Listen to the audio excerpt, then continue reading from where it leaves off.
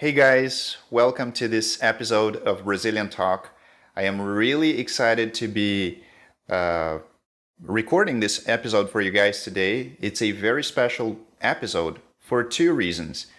First of all, this episode is going to be in English, which is something that I don't do very often here. As you guys know, I actually avoid speaking English during the episodes so you guys can actually practice your listening skills in Portuguese. But there's a reason why we're doing this today. And the second thing why this episode is so special is because we have guests today, and they have been here before. So I am connected with Hugo and Erika from Don't Panic, Keep Speaking Portuguese. Hi, guys. Hello. Hello. We are very happy to be here again. We have done that already, right? And very special one, this one, because we're going to try to speak in English. Very good. Exactly. And so thank you guys for accepting, being here again. And I have to say that I am really nervous to be recording this episode in English because I know I'm probably going to make a lot of mistakes. And I don't know how you feel, Hugo. Yeah, I feel like the same way because I have recorded just one episode from our podcast, Don't Panic, Keep Speaking Portuguese, all in English, and it was our first episode. Since then, I have been wanting to do that, but never had enough courage. So I thank you for this invitation. So you took me out of my comfort zone, and now we are actually doing that. Exactly. Yeah. And I think this is also good because I think we can show that not being afraid to make mistakes when you're learning and speaking a second language is very important. Because most of you guys who are listening to us right now are native speakers of English. And you guys can easily notice our struggles with the accent, with pronunciation, sometimes with grammar or vocabulary. But that's okay. That's part of learning a second language. And we are okay with that. We know we will make mistakes. And that's very important. Don't you agree, Hugo, that having this attitude really helps when we are learning a second language? Yeah, for sure. I believe that doing that is also very important, like we are doing. And that's one of the reasons I wanted to do that for a long time. It's actually to show people exactly what we usually tell our students also. Exactly what you said, that we must be willing to make mistakes in order to speak a new language. And our focus should be in communicating and not in being perfect. So yeah, I agree with you that, and I think we recording this episode is a good way to show that and to prove that we also do what we preach, as we can say, like we do what we encourage our students to do. That's true. That's true. You got to be okay with making mistakes. We're humans, we're going to make mistakes, and that's fine, but that's how we learn. So we hope that this conversation in English today will help you to gain more courage when you speak Portuguese. And today we also have a very interesting topic that we're going to discuss. And this topic you probably have seen in the title of the episode already, but it is the biggest mistake or the biggest mistakes when learning Portuguese. So as you guys know, Hugo and we are Portuguese teachers. We teach Portuguese online for students from all over the world. And we have noticed a few things that have really been, some problems for students who are learning the language. And we are going to share our views on this episode. And we're going to start with Hugo. So Hugo, I have a question for you. Based on your experience teaching Portuguese for students from many different countries, what do you think? What is the biggest mistake when learning Portuguese? Yeah, first of all, I don't know if what I'm going to say it's really the biggest mistake because there are so many mistakes we make when learning a second language, and there are so many mistakes, and that's not something bad that we make mistakes learning a second language or learning Portuguese. But it's hard to tell the one that gives or that makes more impact in students' journey in learning a second language, in this case, in learning Brazilian Portuguese.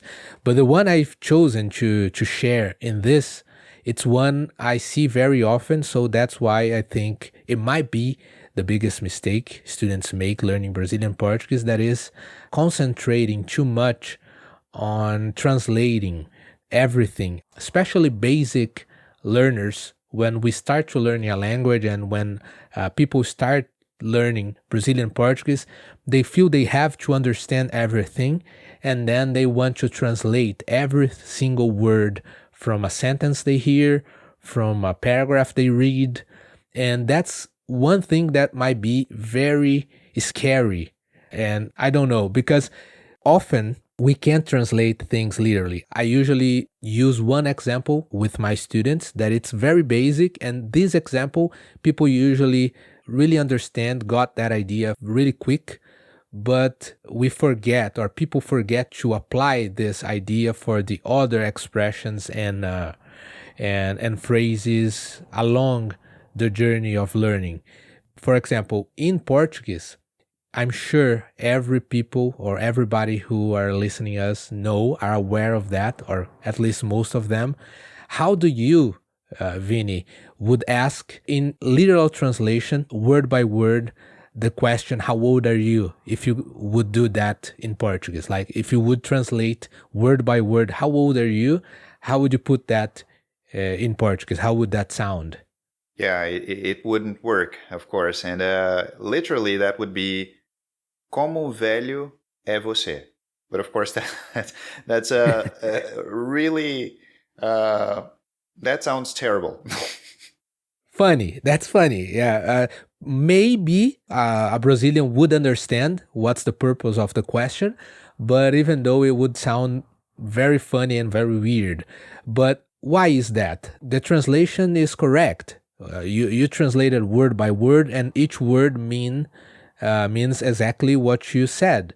But the way people do that question in Portuguese is not that. We ask how we ask in Portuguese. I just forgot in Portuguese. My mind is just thinking in English now. Quantos Uh, anos? Quantos anos você yeah. tem? So in Portuguese we ask, how many years do you have? And that it's quite the opposite. In English, that might sound weird. I don't know, because I'm not native in English, but I'm sure you listening us maybe will understand, but sounds weird to ask, how many years do you have? And that's the whole point of not translating every word and trying to learn. So that's the biggest mistake, in my opinion, that people should try to learn the way Brazilians communicate, the way Brazilians express themselves in Portuguese right away, and then focusing on ideas and not on singular word by word translations. That makes sense, and I agree with you. I think I noticed that especially in beginner students. So the tendency to translate everything, all the time, is a problem, is a challenge. Yeah, and of course, depending on the language that you speak already. For example, if you speak Spanish or if you speak Italian, it might work better because those languages are very close to Portuguese. But when it comes to English, German, or other languages, even like Asian languages, it can really be a problem. And it can be more confusing than helpful. So yeah, it's a problem that I notice, and I have noticed for quite some time, and students who are beginning this path to learn Portuguese. Yeah, I agree with you for sure. And the thing, Vinicius, is that if you don't get rid of that, then it's gonna haunt you for forever, for all your journey learning Portuguese. Because I understand, as you said, that as a beginner we might feel we need more translating things, because otherwise we can't understand anything, and then we lost kind of the motivation to keep learning. But we should be aware that we can't be too attached or we can't rely too much on translations to improve our communication skills, since our goal, or the primary goal for most of people learning a language, is not becoming translators but just communicating, right? And that's why I believe that. But I'm curious, what about you? What do you think, what do you believe it's the biggest mistake? That's a good question. And I think it's very simple. That's something that I have shared with most of my students. For me, one of the biggest mistakes when studying Portuguese, or any language actually, is spending too much time on passive activities, like just reading or listening Please don't say listening podcast. exactly. That's what I was going to say. Listening to podcasts, like only or just listening to podcasts, it won't lead you to speaking Portuguese fluently. So the thing is, yeah, of course, listening to podcasts is really important. And please, guys, stay with Keep us. listening us. Exactly. But to me, those passive activities like listening to music or watching a movie or just reading something or even listening to a podcast, as we mentioned, those things are very helpful and they play an important part in increasing your vocabulary and increasing your ability to understand Portuguese as it is spoken. But when you spend too much time on those activities, you really lose the chance to improve your active skills, like speaking the language, building sentences. This is also very important. So I've had students who, for example, who were married or who are married to a Brazilian partner, for example, and they have been listening to Portuguese for many years, but they have never really had the courage to speak the language. And here you have the problem. Those people, they can understand Portuguese very well. But when they try to communicate with their partner's family in Brazil, and as you know, most of Brazilians do not speak English, that is a problem for them because they just can't put the words together. It's really hard for them to communicate in the language. So their passive knowledge of the language is really good, but their ability to really use the language is not that strong. So for me, that is one of the biggest mistakes, spending way too much time doing things that are passive when we talk about language acquisition. As I said, like reading, especially if it's not out loud, and listening or watching something, but not really speaking or writing or typing messages in Portuguese because you're afraid to make mistakes. So I think that, in my opinion, that is one of the biggest mistakes that students make when they learn Portuguese, for sure. Yeah, definitely. That makes sense. Not that podcasts, just to reinforce the idea, are not useful, but as you said, if you only listen to podcasts and read books and watch movies, you won't be able, only by doing that, to communicate, because it's a two-way thing, you know? Yeah, I definitely agree. You need to practice. You're gonna be a very good listener. So as you said, you're gonna probably understand a lot of movies, jokes, and so on. But to communicate, yeah, you need to practice the other part of communicating, that it's more active, that it's speaking.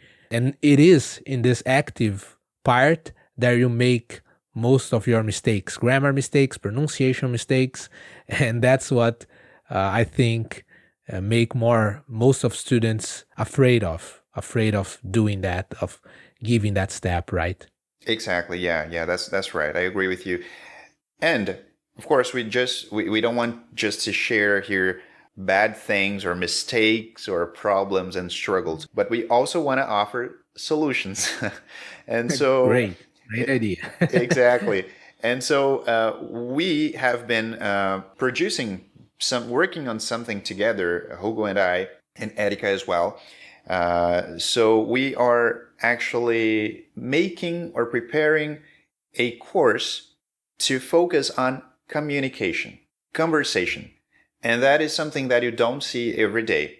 Most of the language courses and Portuguese courses are so focused on grammar, vocabulary acquisition, but not really. They don't give you the chance to speak the language. And so Hugo and I, we have been talking for quite some time now, and it's finally happening.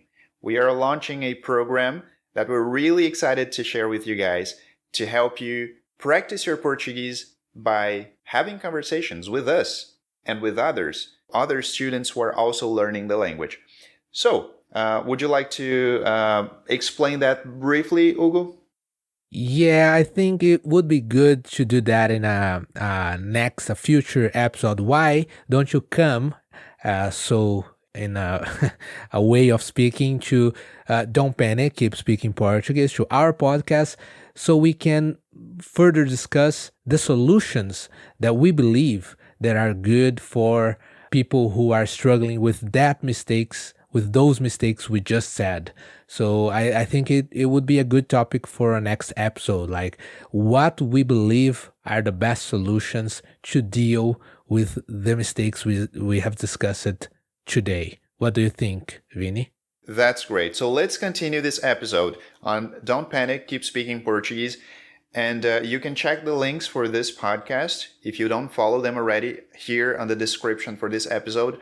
And there we will discuss our opinions on what can help you to overcome the two obstacles that we talked about today, like translating everything and also being too afraid to speak and focusing on passive activities and skills too much. So we're going to give you some tips on how you can overcome that, and we'll give you some more details on the program that we are launching together that will definitely help you to take your Portuguese to the next level. Of course, Vini, that for those who are very curious, we could leave the link already from the program, from our course here at the description of this episode, right? So we're gonna explain better in the next episode. But what do you think? Could we leave the link here in the description for those who can't wait? For sure, of course. You will see the links here. And also check our Instagrams on Brazilian Talk and Don't Panic, Keep Speaking Portuguese. We also have the links here. And there you will also be able to find some more information about the course that we're launching. It's really exciting, guys. And that is also one of the reasons why I have been kind of, off or offline for quite some time, because we have been really working very hard to make this happen. And we're really excited. We think you guys will love it. So please check the links below. And now listen to our next episode. So thanks again, guys, and for joining me here for this episode. And até mais. Yeah, ciao, ciao. Até.